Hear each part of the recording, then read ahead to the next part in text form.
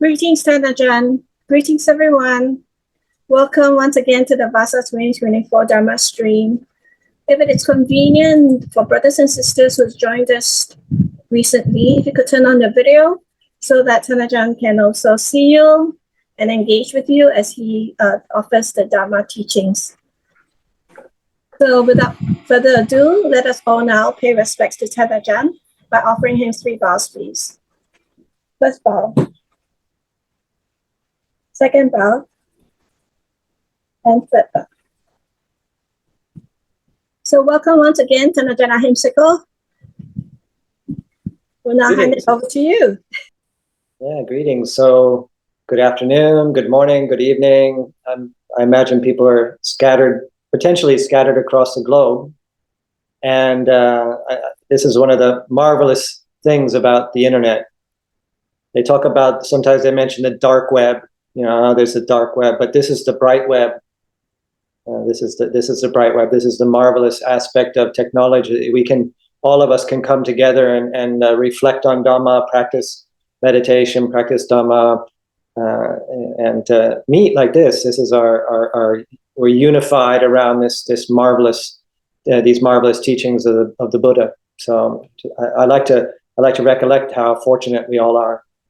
And so I'm very, very glad to be able to join. I have to admit, when I saw the list of all the different Kruba Ajahns, all the different Ajahns and Lumpos offering teachings, each of these Vassas, I'm like, wow, amazing. And so I feel very sort of humbled to be here. So Bita very kindly reminded me of what the format is, and so I think it's a really, really skillful format. It's like a Dhamma package, for lack of a better word. And so to begin by quieting the mind, settling, allowing the mind and heart to settle a little bit, then before we then start to listen to and reflect on Dhamma, and then the Q&A. And so that really gives, I think, a very, very lovely ordering of giving us the best opportunity to reflect on these teachings. So as Bita said, without further ado, let's establish ourselves in a meditation posture. And so whatever that is for each and every one of us, chair, bench, floor, whatever. Also, just in case anybody is experiencing some sort of physical condition where sitting down at all is difficult, where standing might be better, please feel free. Please feel free. The most important thing is that we are here, and that we are giving ourselves this amazing opportunity to practice together. So,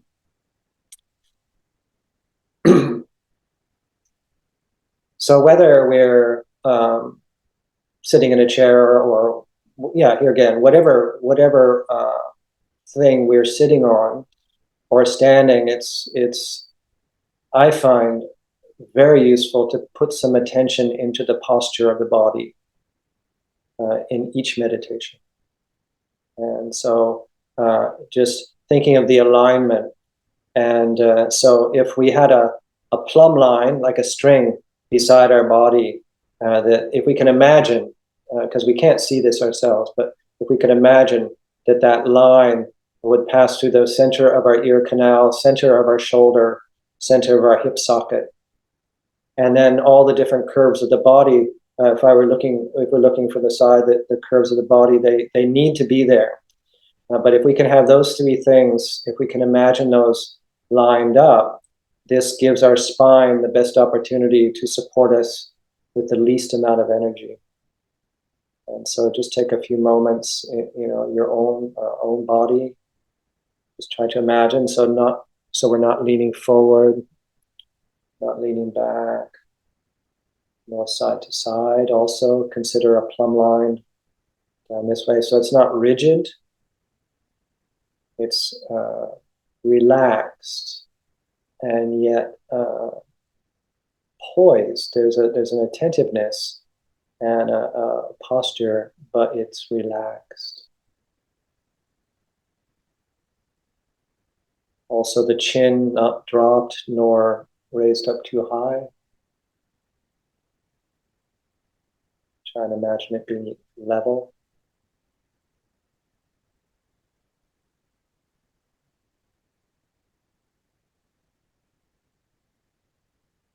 So I like to think of this not as a preliminary, but this is the actual, this is meditation. This is mindfulness.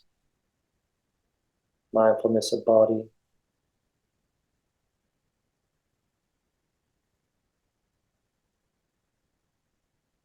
Placing attention on the body.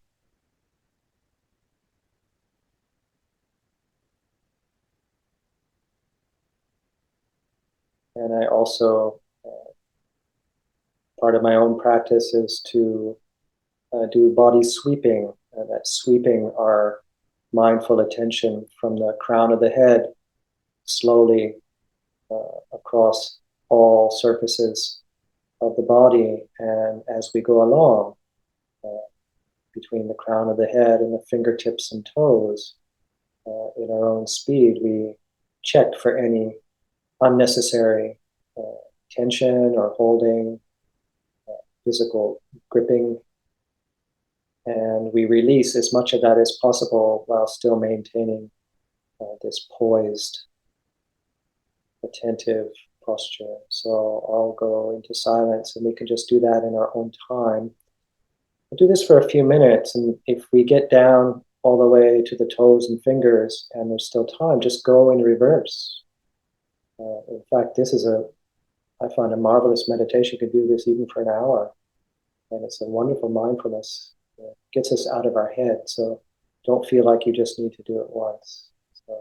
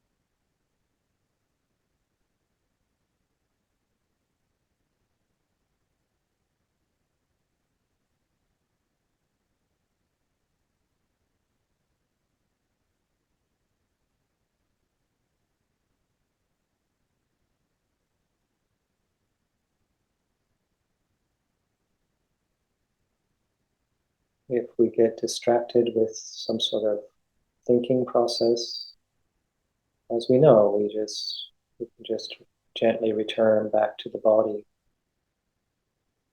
It's our frame of reference, our place to be mindful. Just gently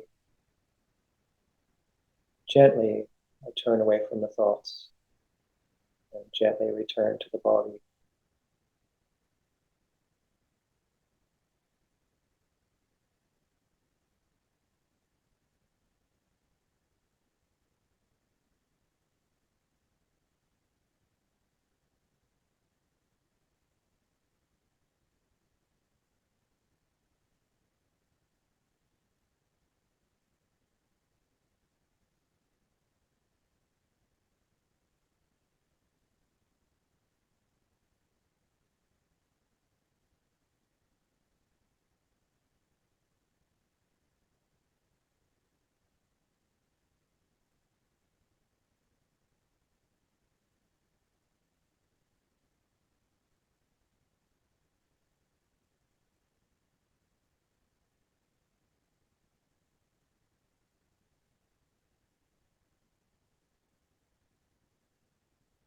Now we can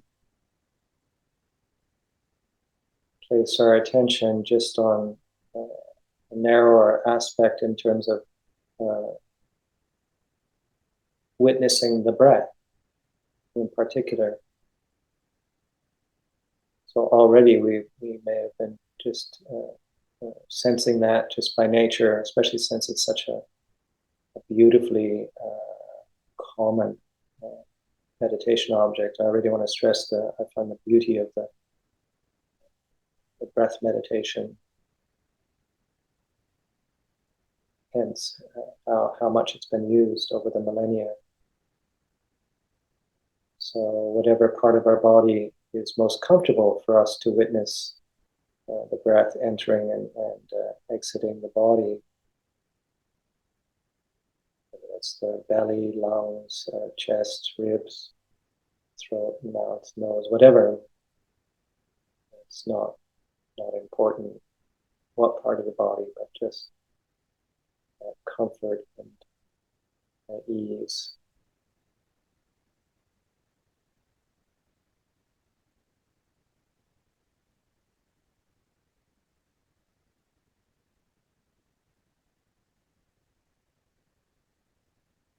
I personally find it helpful, especially in the beginning of breath meditation, to make a mental note of the very beginning, the middle, and the end of an in-breath. Make a mental note, and then vice versa. So the very beginning of the out-breath, the middle, and then the out-breath. Yeah, after a while, I'm able to let go of that. I know other people share that with me as well.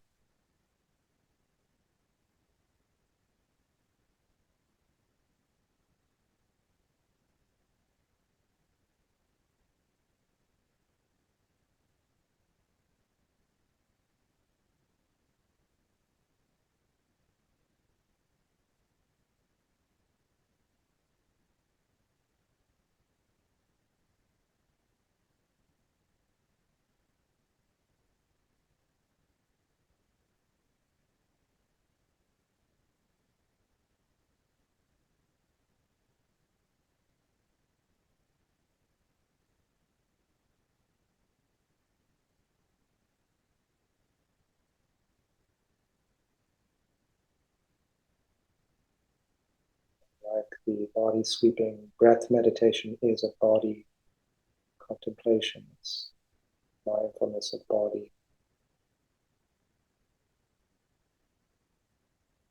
Gets us out of our heads, gives us a place to put our attention.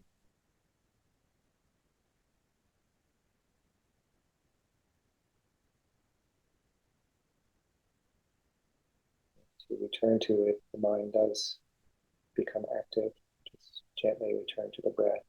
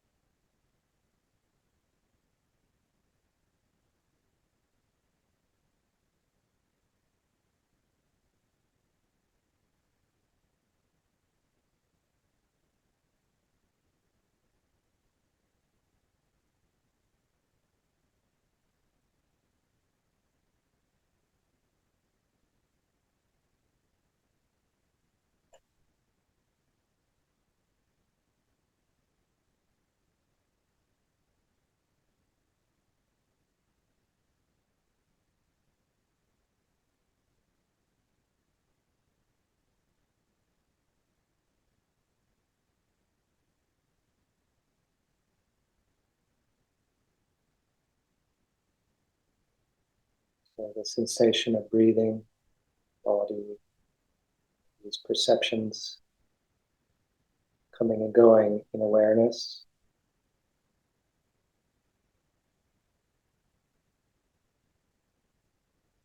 Awareness of these sensations, and then the thinking arises, and there's the awareness of thinking. Emotion arises, there's the awareness of emotion. And we can see that the common denominator is awareness. And you can say consciousness.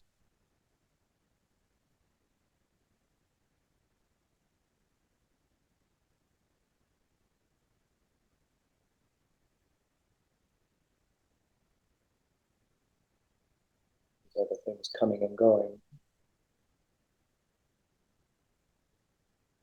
So you can give them space. These things, just give them space. They do come. Give it space. We don't contract around it. Don't wrestle with it.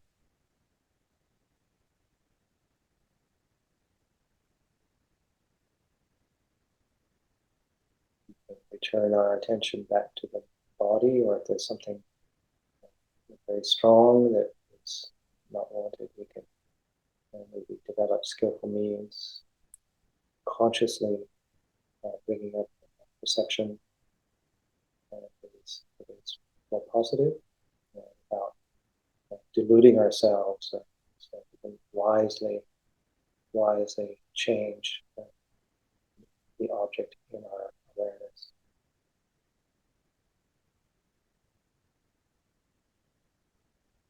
Suppressing or repressing.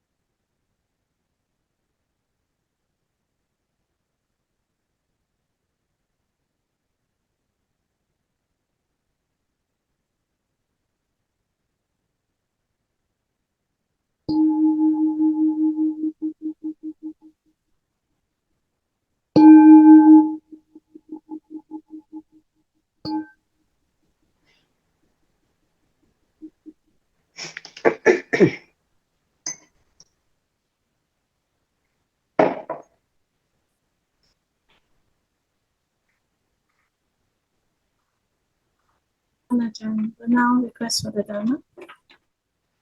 Maybe you just give me just one moment. I've been encouraged to change my audio setting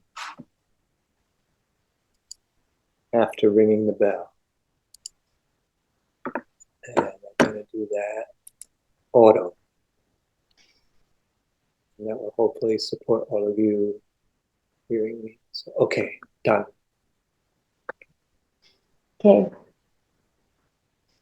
Brahma Chaloka Dipati Sampati Kaan Jalian Divaram Ayachata Santi Dasata Parajatika they say to Dhamma Anukam Himam Pajam.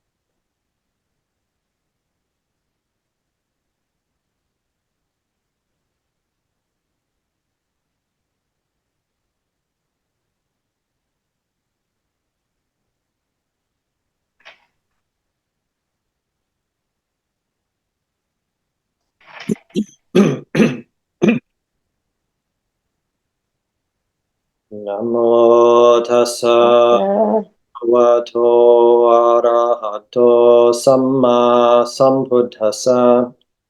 Namo tassa bhagavato arahato samma sambuddhassa. Namo tassa bhagavato arahato samma sambuddhassa. Buddhang Dhammang Sanghang Namasami.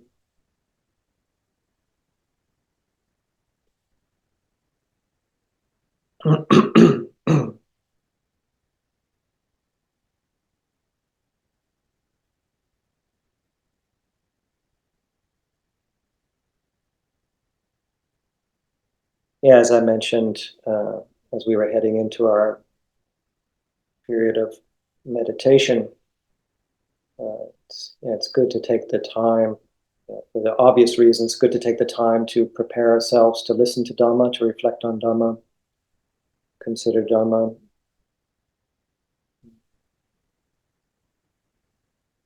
Sometimes I can find myself being a little bit greedy to try and get more calm or get rid of things in the mind that maybe aren't wanted. But even just that little bit of settling, I like that word, that English word translation from samatha, the Pali word for often translated stilling or tranquility, meditation. But the other translation is settling. Even just letting something settle a little bit is really powerful. It's good, really good stuff.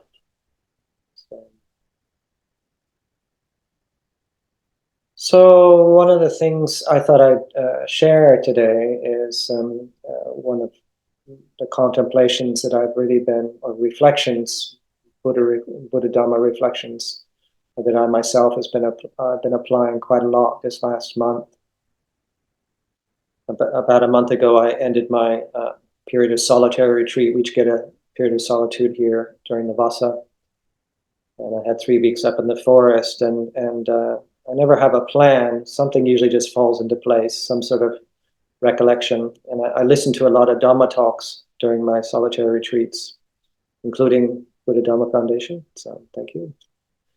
And so yeah, and then things just, I listen to all sorts of things, and I'm contemplating. And one of the things I've been really reflecting on is this um, teaching of the Buddha of the asavas. And I'm not a Pali scholar. Any of you who have met me before know that. But the Buddhist teachings that were handed down in these amazing collections of reflections. And there's one called the Asavas. And so what I find very interesting, and this here again, this is not meant to be a Pali language class, but I think it's good to understand some of these, especially the key terms.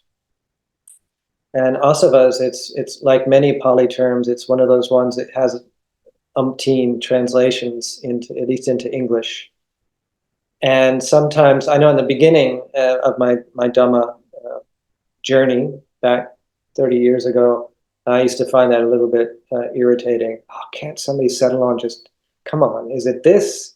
Is it suffering? Is it stress? Is it, whatever, can't somebody agree? And then I realized how narrow and unhelpful that attitude is that in actual fact, at least my own experience and many people I know, is that having almost like a basket of translations can really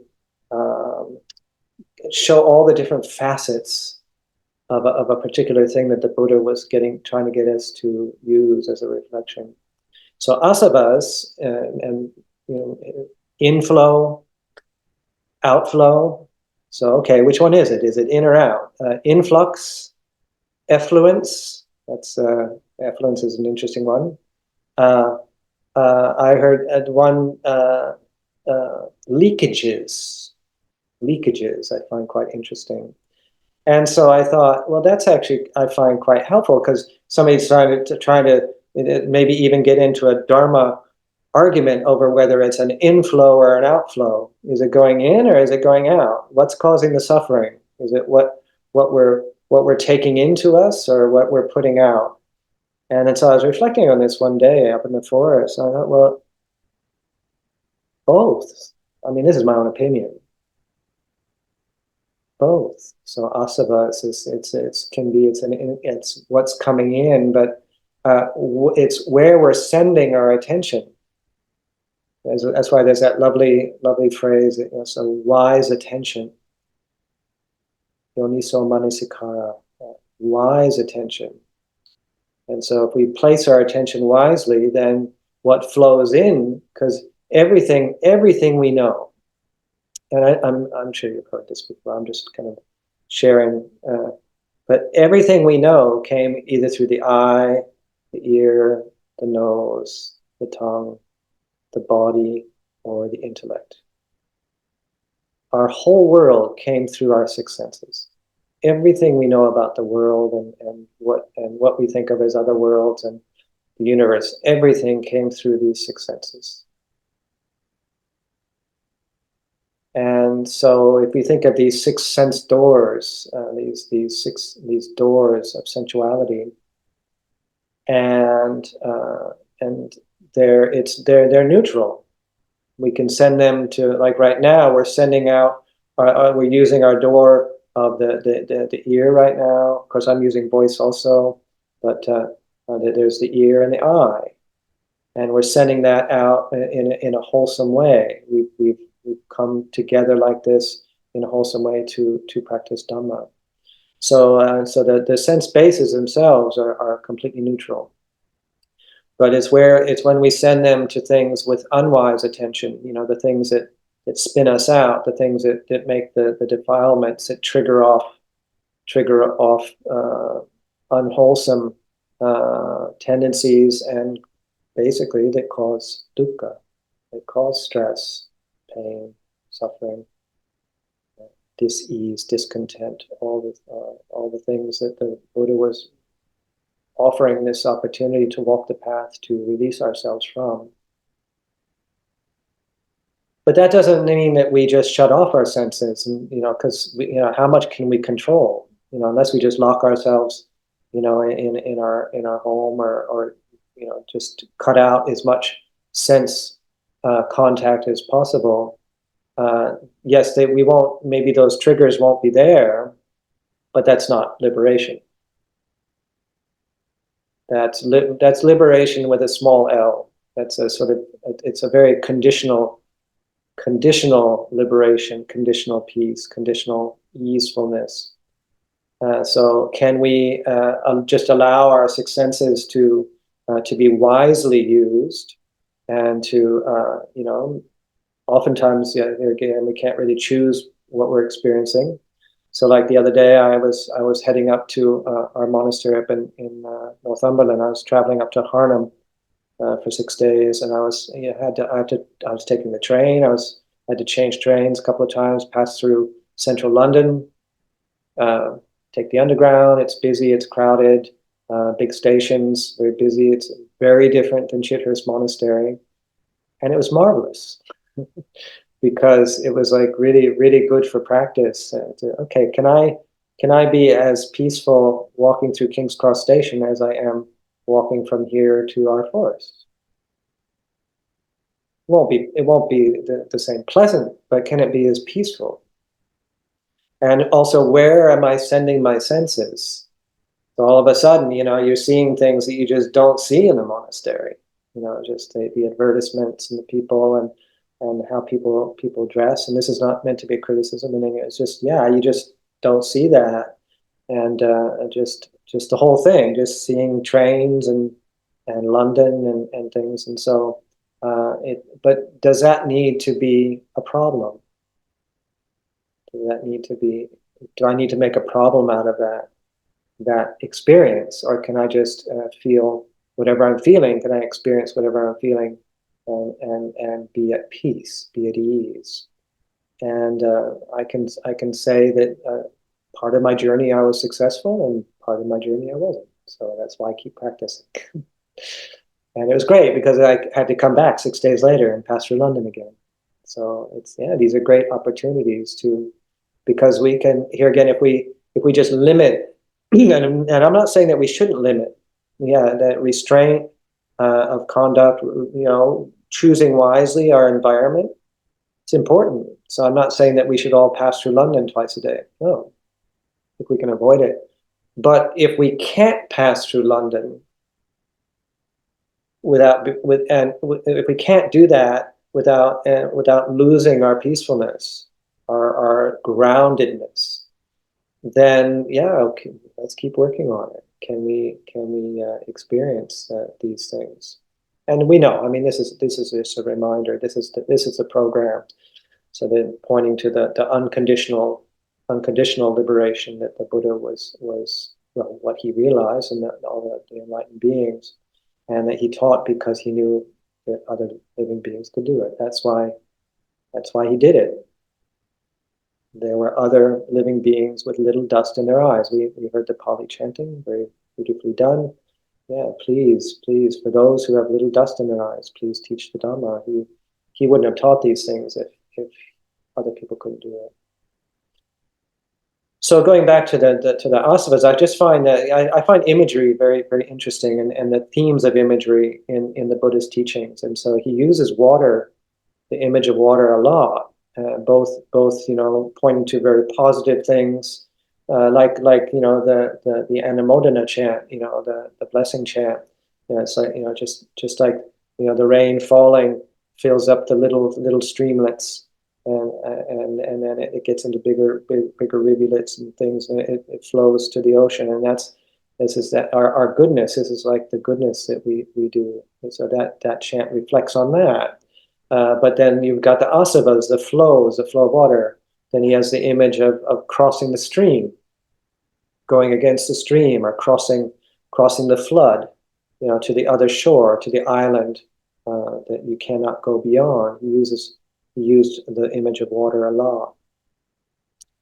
And so, we've got these six senses, and so that we can our sort of sense-based energy, for lack of a better phrase, we send it out. And right now, as I said, we're sending it out in a wholesome way. So what we're going to receive back, it's got the most optimum chance to receive back a wholesome flow back. Okay, now if I send out, let's say I'm passing through central London, or like I flew about 2-3 weeks ago, I flew out of Gatwick Airport, and I think I get the feeling that most airports, when you arrive, they channel you through the duty-free shop. It's like a lot of airports, it's like the only way you can get from security to your gate. It's very clever. It's not hard to figure out why. But for me, I mean, I'm a lost cause. We're monks and nuns. We're a lost cause, walking through no money, and but it doesn't mean things don't catch my eye. And so I always find that an interesting meditation, going through the duty free. Okay, if something starts to catch my eye, you know, I haven't used this for a long time, but eye candy. It's eye candy. You know, it's candy for the eye, and that's all built around that. So then, okay, so as a Buddhist monk, Theravada Buddhist monk, walking through, just to watch that feeling, like maybe you see something and you want to linger the eye and go, oh, okay, sense restraint. So why is changing my attention from, you know, maybe like it's like having magnets on the eyes. They want to go this way, and they're like, okay, but wise attention. Hey, just look at the floor 2 meters in front of you. Just don't bump into anybody and get to your gate. And it's not to repress or suppress or try to throw a wet blanket on experience, but it's just that, yeah, it's inappropriate. You know, for us to go, I remember my teacher saying, you know, as a Buddhist monk, yeah, don't, like when you're at an airport or in the city, yeah, don't go window shopping. You know, it's not appropriate. So that's for a nun or a monk. What we hear, you know, it's like, you know, in when we're traveling, maybe what we hear, other conversations or music or things, nothing wrong with that. But what are we doing with that? How are we experiencing that? Is there dukkha? You know, is it triggering off defilements? Is it triggering off greed, hatred, and delusion? Is it building up a sense of something which is negative? And whether we're in robes as nuns and monks, or whether we're living in the broader world, in the broader community, is that, yeah, these practices are, I think, really, really important to just to kind of realize that, you know, we have these sense bases, and where we're placing our attention, what we think about, because thinking, you know, the echo of thinking, you know, I didn't get this for the longest time, but that thinking is speech. It's just not coming out of our mouth. So we hear about within the Noble Eightfold Path, you know, right speech, but it's really not just the outward speech, it's the inward speech, because maybe we're really good at outward speech, like we really, really refined it, you know, we're very skillful in our speech, and we know how to speak in tones and volume, which is appropriate, say the appropriate words and all of that stuff. But maybe our inner world is just, our inner speech is doing something very different sometimes. And so, it is really, I think, something to really consider, that, yeah, that asava, that flow of just the mind, the thinking world. Lately, I've pondered also, and I've shared it in a couple of reflections here, that, and maybe I'm wrong, but if we didn't have any language whatsoever, that zero, no words, no language, nothing, how much would we suffer? We would feel pain, right? We would feel pain, both emotional and physical. But how much would we actually, because it's the story. It's the story of that ongoing, you know, because if we just, that's why using the body meditation is just so, I feel, just brilliant, because body doesn't talk. It doesn't have words. It has feelings. It has sensations. So if we didn't have any language whatsoever, no form of communication, I think things would just, it would just be so much more short-lived. Any sort of you know, unpleasant and pleasant. It's the grabbing at the pleasant, which creates a lot of dukkha, a lot of tension, that trying to hang on to the good, hang on to what we want, contracting around it, and trying to preserve it longer than its natural lifespan. Doesn't mean we shouldn't nurture it. If something's at pleasant situations, doesn't mean we just have to completely ignore it and say, yeah, whatever, it's impermanent. No. The image that I've been using lately is, it's like when you have roses, water them, give them a little plant food, put them in the, but don't water the weeds, just leave them be. So yeah, these outflows, the flow of the eye, going out, and then the flow of what comes in, the flow of the ear, seeking something to the ear, nose, tongue, body, mind. And then during my retreat, the other word that came up, I hadn't contemplated this for a long time, not since my junior years in California at Abhayagiri, but there's a word in Pali that maybe some of you are familiar with, oga, not ogre, but oga. In the Western font, OGHA. And it's often usually translated as floods. Floods. So with the asavas, I was only focusing in on the first of them. The first of them, that was the outflow or influx of sensuality. And then there are two other main asavas, which is one is the outflow of becoming, of being, that bhava in the Pali. And I'm not gonna get into detail on that because I don't want to get overly detailed today. But and then you have the outflow. The other one is of ignorance, so avijja, ignorance. So I focused on the flood of sensuality, which is obviously key. But for the ogas, there's actually well, let me backtrack one thing. There is a fourth asava was sort of added later on, and that's the flow of the outflow of views, ditthi, views. So the reason I mention it now is that the ogas have four. There's four ogas, and they are the same as the asavas. And oga is yet another term. This flow. It's a flood, using liquid, using water, liquid as an image. So you have the flood of sensuality. So it's not just the sending our attention out and then that flow in. But it's actually the flooding of our consciousness, the flooding of the heart and mind. And here again, you could look at it as a positive. So at least I can. Like in my retreat, I was maybe consciously flooding my consciousness with Dhamma. 2-3 Dhamma talks a day I was listening to, contemplating Dhamma. And so that in a way you could say that's a flood. So in itself, the flood needn't be negative. And so then just to go through the four ogas, then you got the flood of becoming. That trying to be something, trying to become something, like some sort of sense of self in particular. Trying to become happy, trying to become, even if it's not a sense of self, but trying to just to come into some sort of state of being. That's why that word bhava can be translated often as being. You want to be happy. You want to get what you want to become, something that you don't think you are yet.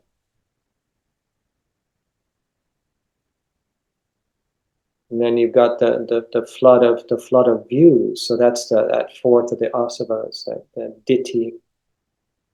So views, it's having views, no problem. Views can be. That's why there's something called right view. The first of the Eightfold Path, that right view. But also views can be problematic. It's the clinging to and grasping at views.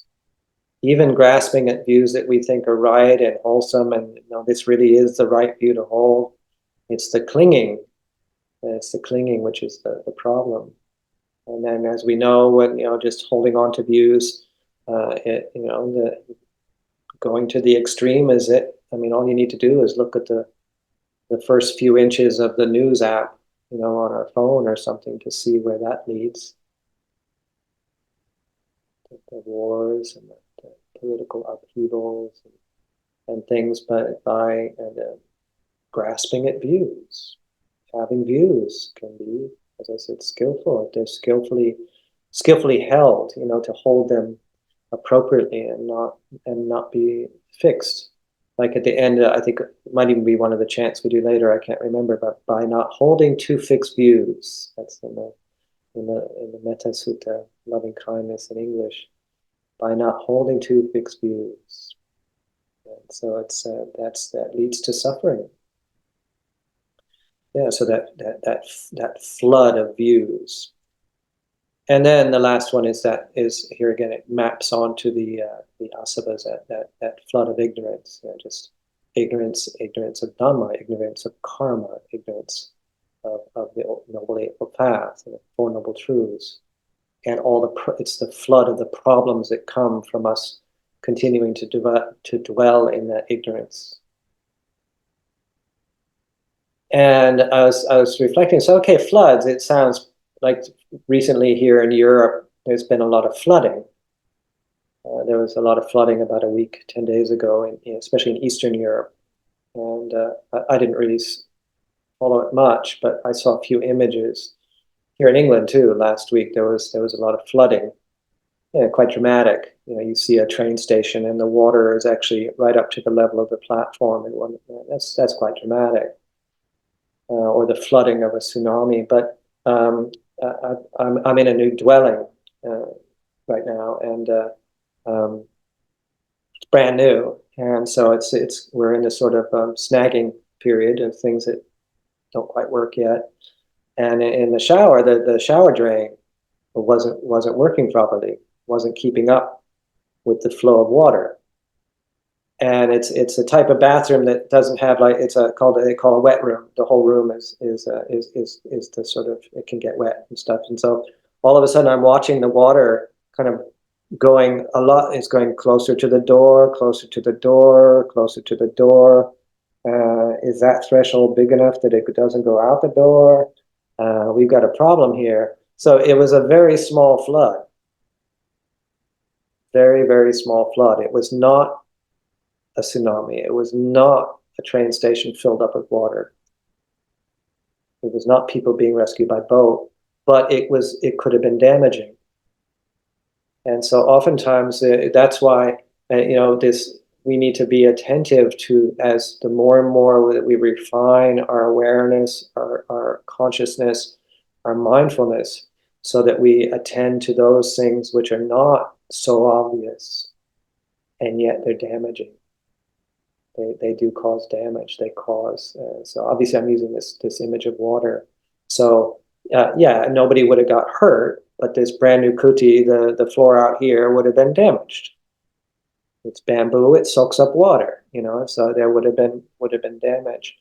And so this being attentive to going back to the outflows, and so where we're sending our attention, whether that's in the sense sphere of the six sense bases, or that flow of becoming, or all right, okay, can I use that skillfully, in the sense that can I actually become something with a small b?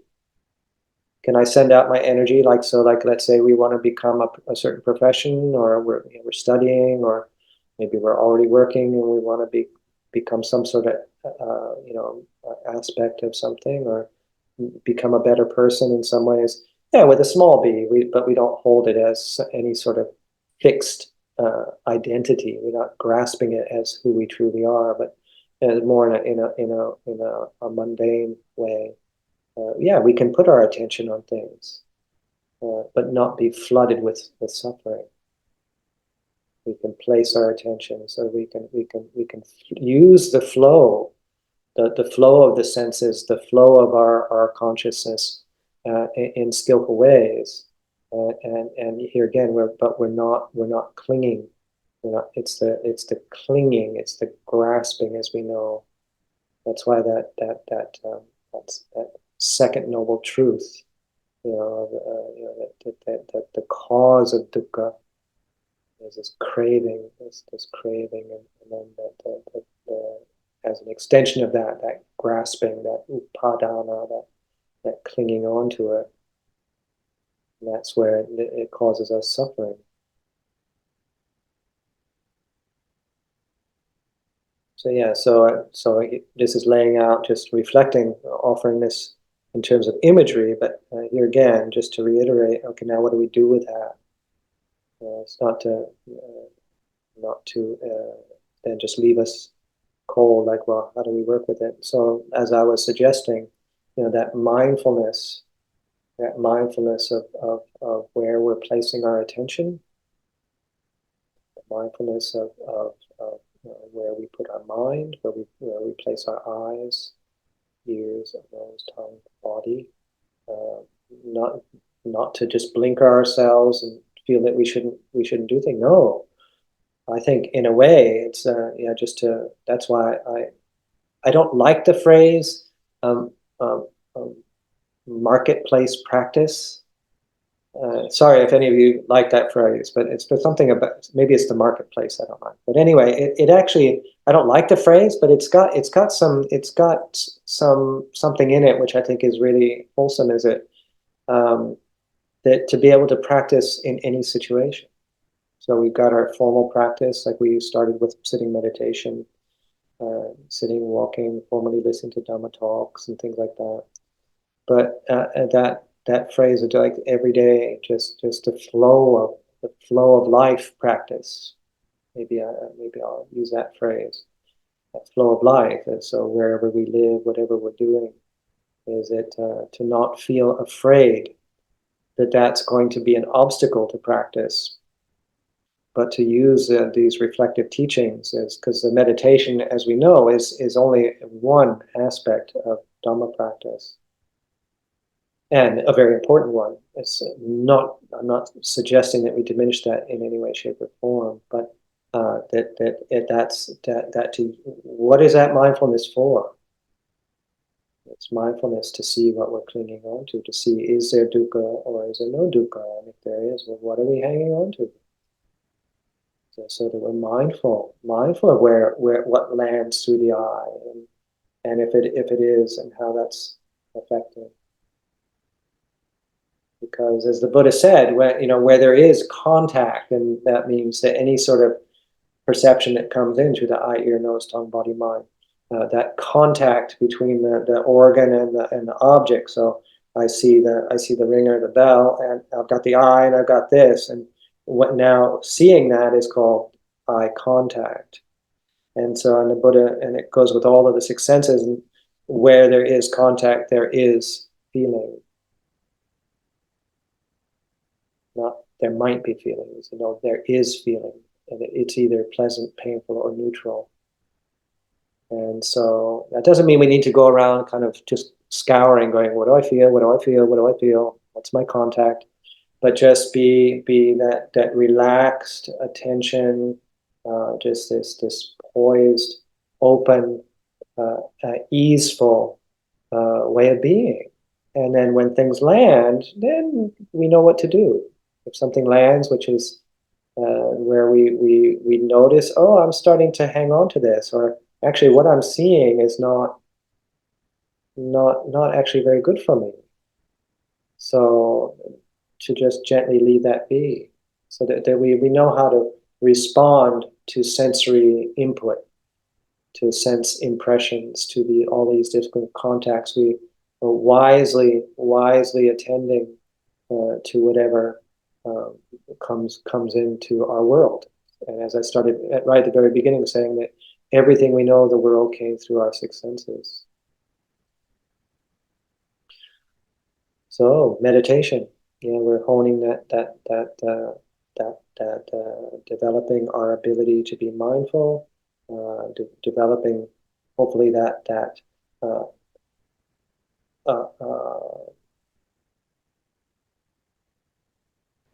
being in tune with this field of awareness, consciousness, and the objects coming into consciousness, into our awareness. Through mindfulness, we're aware of what that is, and giving space, and to being space to reflect on these things. As one of my Dhamma friends said, and I said it a little bit earlier, that it's when we contract around the object. So here again, this object is an image in my awareness, and so contracting around this is not a problem.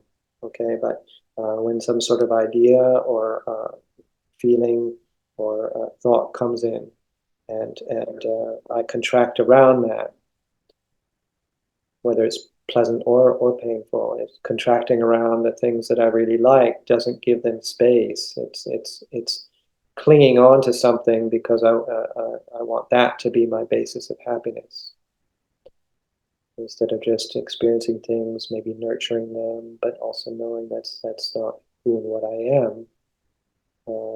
But it's pleasant, can be a really sweet moment. So we can actually really enjoy those sweet moments without trying to preserve or recreate.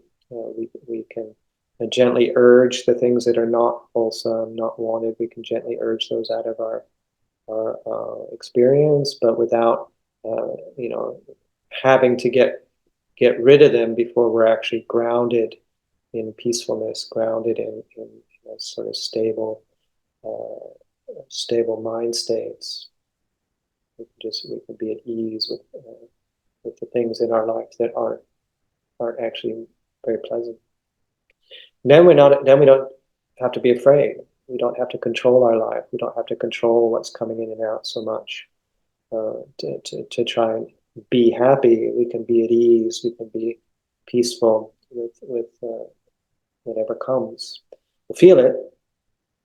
That doesn't mean we don't feel it. No, you feel it. No, when those big things land, no, it's gonna land. And if anything, we might even be more in tune and sensitive because we are mindful, but we know what to do with it or not do.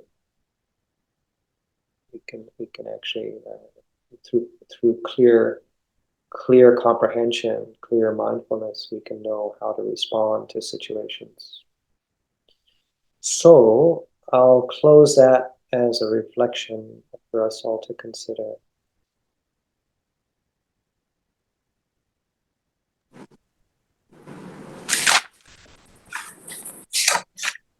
Handamayang Dhamma Kataya Sadhu Karam Dadas Mase Sadhu Sadhu Sadhu Anumodami.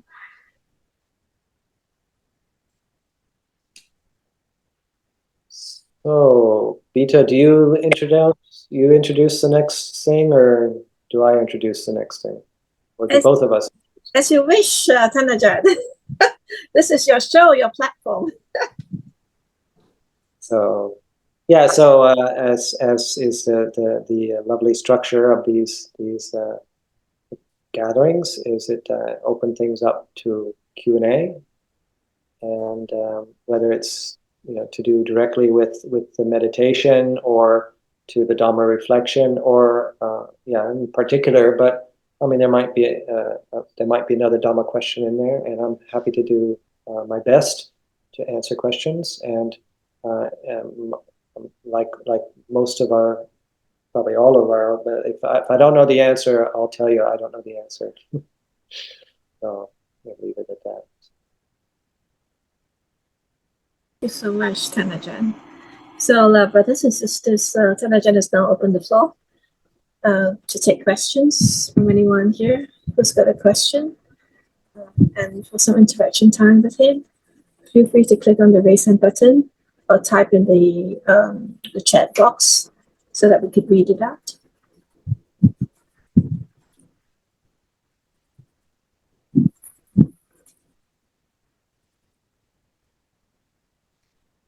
Yes, Sister Shomi. Did you put up your hand? You disappeared.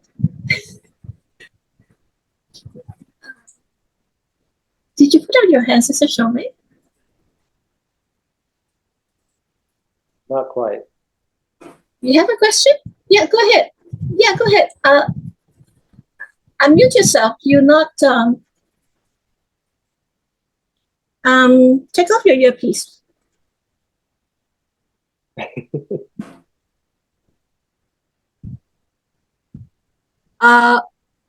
Ajahn, a lot of times, many of us have lived the role of a problem solver all our lives.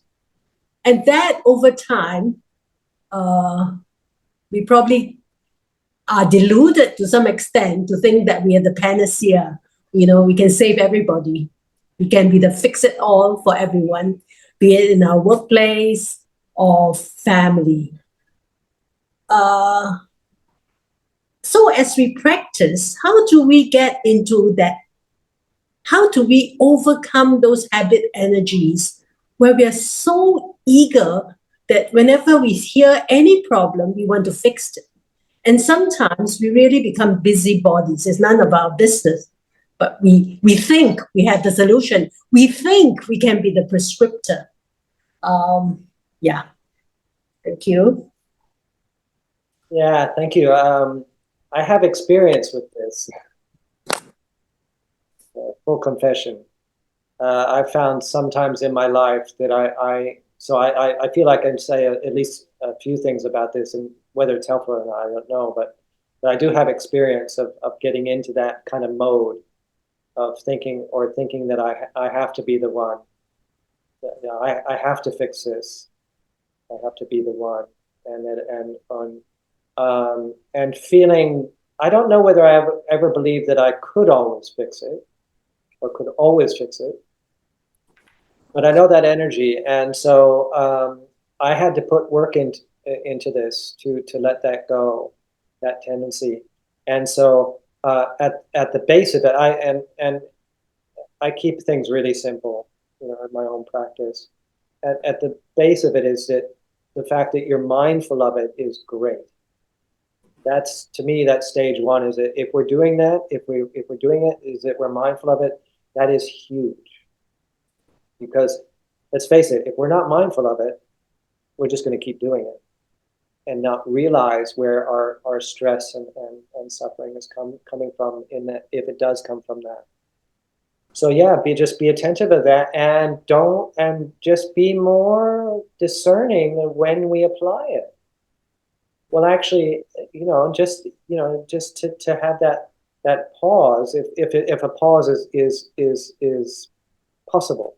Sometimes when something is super urgent, pauses are not appropriate. But just that pause, are like, well, actually, first of all, can I pick this up? Do I have the space and energy? Do I have the inner resources and time to address this in a way that's going to be helpful? And if the answer is yes, then say, well, actually, and so is it appropriate for me to help? So I've here being in the role that I'm in here in the monastery as the abbot. I found, especially in the first few years, and I've only been here doing this for 5 years, which is not very long, but I noted I got a little bit of feedback from 2 or 3 of the juniors saying that it was that I wasn't really trusting that they could actually just get on with it. So I was sort of fixing things that didn't need to be fixed. So that's another thing we need to be careful. Is it to really take that step back and say, well, do I actually need to be involved in this? Is my involvement needed? And the same with problem solving. Do I need to be? Can maybe other people solving it will be better? Maybe allowing people to solve their own problems I find really powerful, because then we really learn from solving our own issues.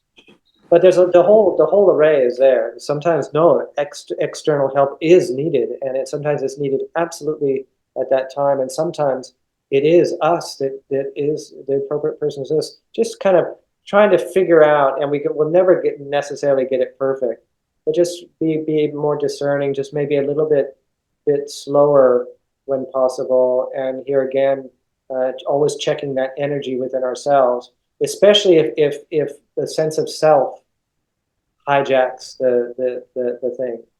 If there's a sense of self, well, I have to be the one to do it because I'm the only one that can do it. And it might be true. It might be true, but to not then form an identity around that. So. Got it. Thank you. You're welcome. Right. Thank you. Another question. Is there anyone else with another question?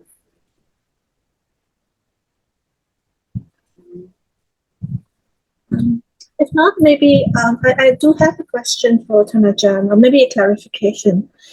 Earlier on in your talk, you talked a lot about being attentive. I think there is also a lot of subtlety in terms of being mindful, for example, in a marketplace, right? And to remain fully attentive to the breath, to remain fully attentive to this present moment. Sometimes you shut down a lot of the other senses, for example, your eye contact with people. And being in a marketplace, unavoidably, you have to make eye contact with people. And what I pick up from you is that moment-to-moment change from the senses, it's what you're also asking us to pay attention to. Am I correct, Ajahn? In a way, yeah. Let's see if I can reframe it from my point of view. Yeah, it's that, of course, we should use it, if we still have our eye faculty, ear, nose, tongue. Yeah, these are amazing faculties to use, and we should use them. And so, going about our day. So when I pass through London, to use the example again, you need to, even with people, like for instance, because I use these tickets for I have a senior rail card, which gives me discount. But every time you put the ticket through the ticket barrier, it won't let you through until you show your photo ID to prove that you're an old guy. But they never ask. But it just doesn't let you through, and then somebody has to come and let you through. They don't want to take the time to look. And but each time that happened, for instance, when that person came, I made sure that I really looked them in the eye and smiled, especially because I was wearing a face covering. And so I really made a point of making eye contact and smiling and saying thank you. And so it's that wise attention, like how we're using. But if I was like walking through and maybe I see something that I shouldn't really be, shouldn't let my attention linger. Maybe somebody's dressed very scantily, and that's not going to be good for me to look at that. And so that's that. So as soon as you see that, all right, that's not wise attention, is it? Then it's just knowing, and to do it in a very relaxed way, in a natural way. It's just as soon as we pick up on something, oh right, this person's helping me through the gate. You see that they're doing that. Oh, I place my attention here. And then I respond the way at least I feel is appropriate, was to spread metta and say thank you. And it was great. I got really nice smiles back, even from the ones that didn't look like they wanted to smile. But yeah, and then here again, if it's something that I shouldn't really be placing my attention, just to, and this is sense restraint, when it's on that side. So I don't know whether that quite answers your question. It does. Sometimes I experiment it with myself, particularly when you walk into a place that's a lot of people, and there'll be a lot of interaction with people. And sometimes my eyes are just turned towards the ground. automatically, right? Because I can feel this. I can feel the sensations coming through my ears a lot, and that's something I'm already trying to pay attention to. That I cast my eyes to the ground, and I thought it's sort of, like what you said, being in the marketplace, to be fully aware, to be fully alert and discerning to what you take into your consciousness. Yeah, it's also that the context of what where we are. It's that really the context, and like when we're driving, I don't, if people want to develop mindfulness, and I said, well, I would suggest, don't do certain practices when we're driving. Yeah, my practice when I was still a driver as an anagarika was mindfulness of using the mirror, making sure I knew exactly where all the cars were around me. I wasn't watching my breath; I was watching the cars.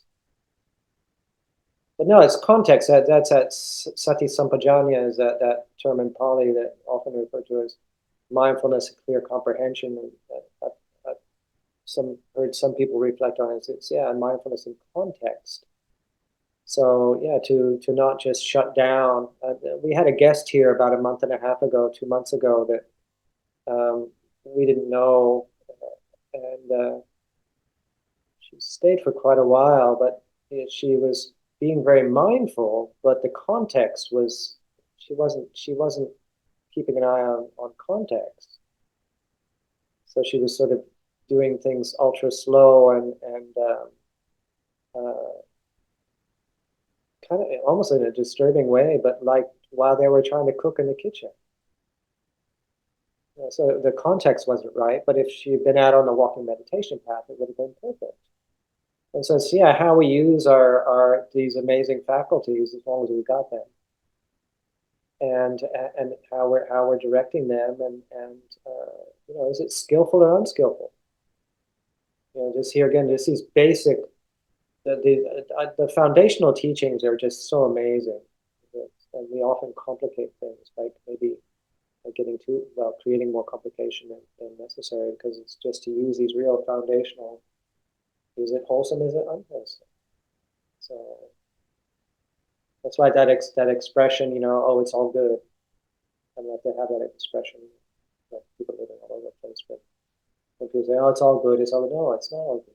There is such a thing as wholesome and unwholesome. To be aware of it. Thank you for the reminder. Yes, we have someone here who'd like to ask a question.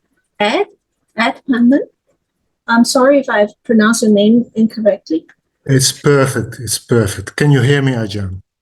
Very clearly, thank you. Good morning. We're in the same time zone, I guess. I'm in Holland. Nearly. My question is about meditation and the practice of watching thought.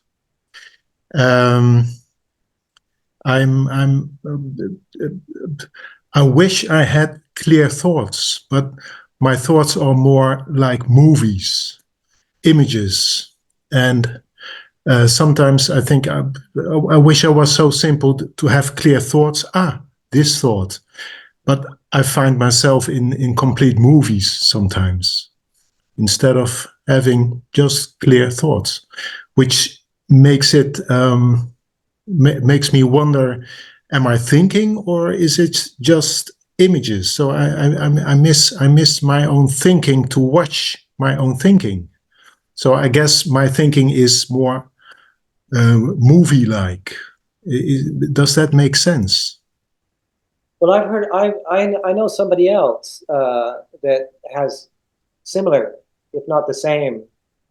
And I'm gonna ask you a question. So, is it a problem that what you're just described? Is it a problem? Well, it's somehow confusing, because I'm looking for thoughts, but I'm meeting just images and spheres, like. it can be a bit overwhelming but I guess someone who has a lot of thoughts and ends up thinking might have the same experience, but more in words instead of in images. Sometimes I end up looking for thoughts. Yeah. Yeah, so if there's an experience of dukkha around this, even in the most subtle form of like, well, I think you even said you wanted to be able to think, and that's not happening. So then that not getting what you want, That's it. Yeah. is dukkha. That's if we're not getting it and we want it and we think we're going to be better off if we get it, we're going to be more whole if we get that, then that's dukkha. And so the Buddha said, I teach two things, dukkha and the dukkha. So if you just apply the Four Noble Truths to that, so the cause of dukkha is craving. You want to be able to think the way you think you should. Yeah, I can relate to that. It's the attitude I have towards it, which is a bit problematic. Sorry to cut you off. No. There might be people that think a lot, that might hear you say this, say, "Oh, I wish I had more images." You know what I mean? It's really, to me, I mean, I don't know, I don't experience what you experience, but to me, I don't see any problem, because that might actually be a benefit, because I, quite frankly, and this is an opinion, and it's a shared opinion by a lot of people, is that we think too much. We can just get so much thinking. It may be having things like thinking more in terms of imagery. As you've got more imagery or color or certain things. I actually think, why not? And so just to get ease, but that's the way your mind works, and sadhu, Yeah, maybe I can consider myself a lucky guy. Because it's just, but then if we grab at that and think, well, I'm lucky and I'm better than those people that are, which is not what you're saying. You didn't even hint at that, but we just say, well, this is the way it is. This is the way my inner experience is, and just to be here again, I love this expression, mindfulness as the escape hatch from suffering. So just be mindful of, this is mindful of these images, but also mindful of and it's just because we're talking like this now doesn't mean that your urge or desire to be able to think in the way you think you should, which by the way is thinking. And so, but even if that keeps coming up, it's just to be mindful of that. Right, that's an interesting, this sort of habitual way of wanting something. And just right there, because we're holding it as an object, we're not in it, we're actually looking at it. We can examine that, we can even feel it. I can feel the coolness of the wood, slight softness of it. But I'm not trapped in it, and I'm not hanging on to it. As we can just see these things for what they are. It's just habitual, conditioned thinking, conditioned way of responding to something, and just right, because that's where, is there suffering or is there no suffering? So, but if there's no stress around this exploration, if there's actually zero stress of that kind of wanting to solve this question, trying to get an answer to it, and then I would suggest that's when that happens to me, I know that there's still this dukkha still there. I need to sort this out before I can move on, type thing, in the most subtle form. Thank you. You're welcome. Thank you, Ed. Yes, we have a next person, Belle. Belle, can you unmute yourself, please? Yes, go ahead. Thank you. Thank you, Ajahn. I was just wondering if whenever we experience stress or can be aware that we're experiencing stress of any kind, does that mean that we are experiencing an outflow, a negative outflow? So is it always like the moment I would be aware, oh, this is stressful, thinking like this, or then I'm having a negative outflow, and at that very moment, just stop and come back to the body, or just be aware. What would you, do you understand my question? So do they go hand in hand? Yeah, and yeah, it's a very good question. And I'll probably end up pondering this, gratefully pondering this for a while, because I think it's a very good question. I would say no, just because we're experiencing stress. I mean, here again, we shouldn't also cling on to these images that I was reflecting on, and we shouldn't grasp at those either. Like because there's other ways that we can end up with suffering and stress. But it's just using that kind of image of flow, so I'd have to think for sure, but yeah, I mean, sometimes there's just a UID, unidentified dukkha, or UD, we can experiencing some sort of stress and stuff, and it could be some residual, it could be just a memory. Maybe we haven't directed our senses in any way. It might just be some sort of memory coming up. It could be a bodily sensation, and then that triggers a response, that ends up in dukkha. So I would say, yeah, no, but I'll still contemplate this to make sure I'm not incorrect. But it's a very good question. Yeah, some stuff. Yeah, I mean, but there is always a cause of dukkha. Mm. People can't give us dukkha. Well, they can. Yeah. Dukkha has one of the translations for dukkha literally means pain, right? But that dukkha that's based on grasping and clinging and craving, that's different. So pain, that expression, pain is inevitable, but dukkha is optional. Mm. So yeah, life, there's going to be pain, but then there's that's why dukkha there's lots of different forms. Well, there are different forms of the word dukkha. Two main ones, and one is that there's just the dukkha of life, and unsatisfactoriness. It's just because everything is impermanent and flowing. There's no lasting. There's no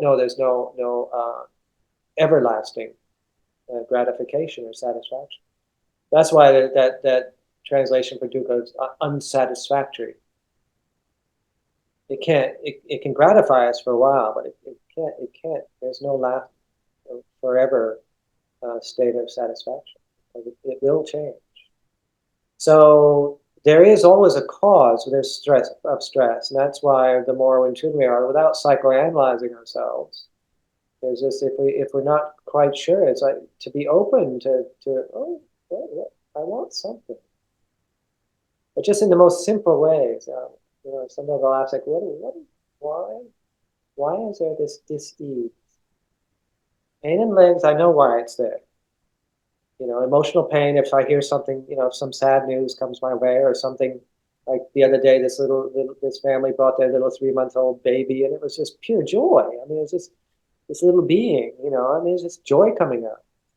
So I know those are just feelings of pain and pleasure.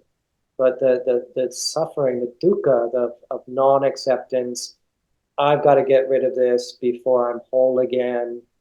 Even the most subtle stuff, that constantly trying to adjust life so that we're not uncomfortable. Can't we just be uncomfortable without suffering? Yeah. Because discomfort in itself is not suffering. Yeah. Like if our constitution is unbalanced, or we're feeling unwell or sick or anything, but if I would experience any type of anguish or lamentation or fear or anger, then I would want, and I was aware that I could identify it as such, I would want to ask myself, well, how am I using my attention, like you were saying? How am I using my thoughts and my attention in that in that sort of going out towards something or ruminating too much or. Yeah, and this is where all these flows could possibly come in. Is it here again, Yeah. like the flow of becoming, like that. Okay, I want to become different from I am now, or it's not so much wanting, but it's the clinging to I've got to. So this is where this non-acceptance. Now acceptance doesn't mean approval. It's just acceptance of like, here we are. There's a pink elephant in the room. Right? Now, but that doesn't mean approval. No, try to get the elephant out the door. Open the door, push it out. You don't have to hang on to it, right? But that acceptance, here we are. It's just it's the acceptance of reality, of that moment. And so, but that doesn't mean we don't do anything about it. Because sometimes people say, whatever. It's like, Buddhist doormat or something. No, we can be proactive with our practice also. But just keep it simple. Thank you. Thank you so much, Tamajan. Any more questions from the floor?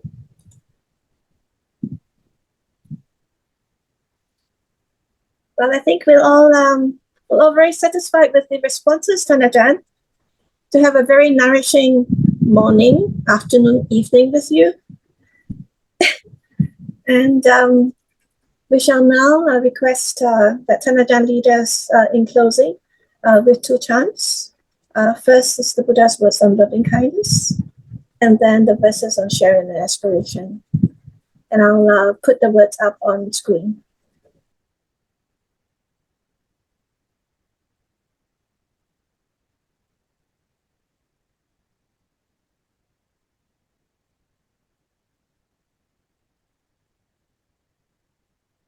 And as I mentioned earlier about that line, by not holding to fixed views, comes near the end. So it's I find it quite interesting. Well, the reflections within these chants I find really helpful. So now let us chant the Buddha's words on loving kindness. This is what should be done by one who is skilled in goodness and who knows the path of peace.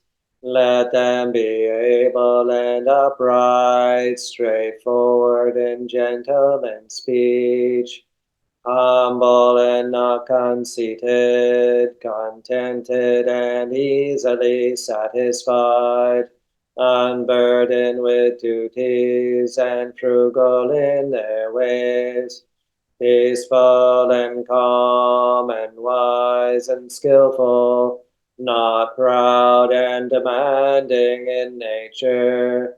Let them not do the slightest thing that the wise would later reprove, wishing in gladness and in safety.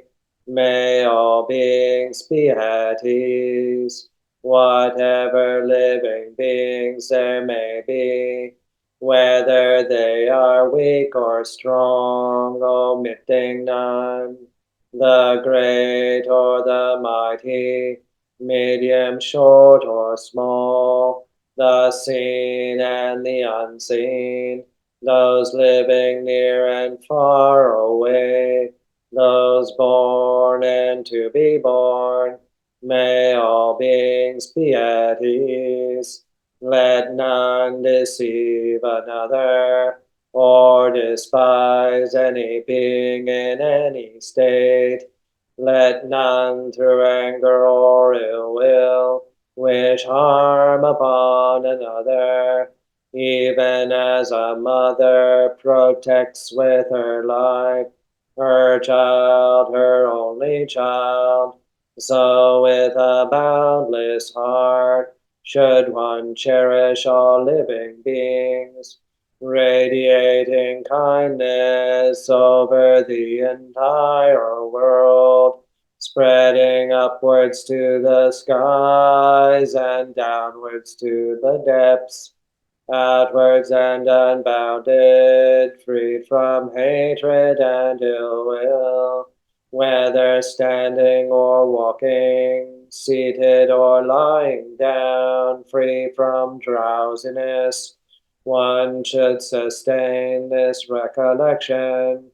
This is said to be the sublime abiding. By not holding to fixed views, the pure-hearted one, having clarity of vision, being freed from all sense desires, is not born again into this world.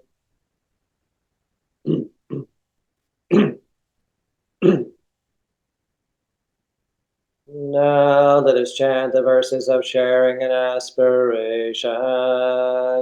Through the goodness that arises from my practice, may my spiritual teachers and guides of great virtue, my mother, my father, and my relatives, the sun and the moon, and all virtuous leaders of the world, may the highest gods and evil forces, celestial beings, guardian spirits of the earth, and the Lord of death, may those who are friendly, indifferent, or hostile, may all beings receive the blessings of my life. May they soon attain the threefold bliss and realize the deathless. Through the goodness that arises from my practice, and through this act of sharing, may all cravings and attachments quickly cease, and all harmful states of mind, until I realize Nibbana in every kind of birth. May I have an upright mind, with mindfulness and wisdom, austerity and vigor. May the forces of delusion not take hold, nor weaken my resolve. The Buddha is my excellent refuge. Unsurpassed is the protection of the Dhamma. The solitary Buddha is my noble guide. The Sangha is my supreme support. Through the supreme power of all beings, may darkness and delusion be dispelled.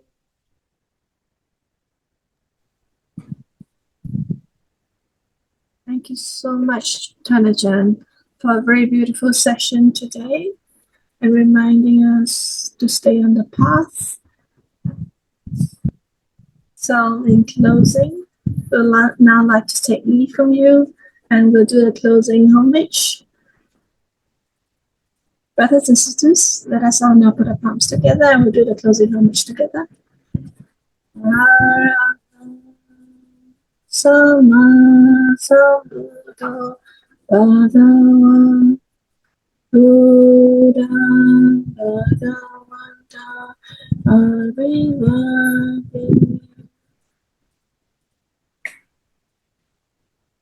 Swagato Bhagavata Dhamma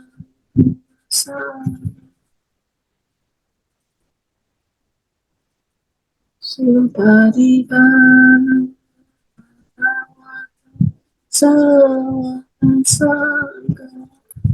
Sangha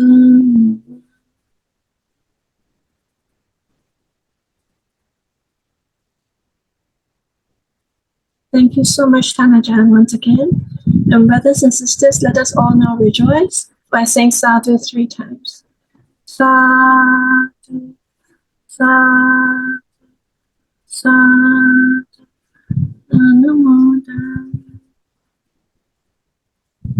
to all of you. Yeah, lovely to practice together for this last hour and a half or so. And anumodana to Beta and everybody else who participates in setting these things up. You're all doing amazing work. Amazing. Making the Dhamma available. And like I say, I utilize the BuddhaDhamma YouTube channel. I really appreciate the accessibility, the availability of teachings that support me in my practice. And so really a huge anumodana to all of you. Part of that. Yeah, let's all keep going. Thank you. Thank you for the encouragement. I think we all can't be here without the gracious offerings and from the Kruba Ajahns like yourself. So we're all very eternally grateful. Thank you for keeping us on the stream. Yeah. Take care, everybody.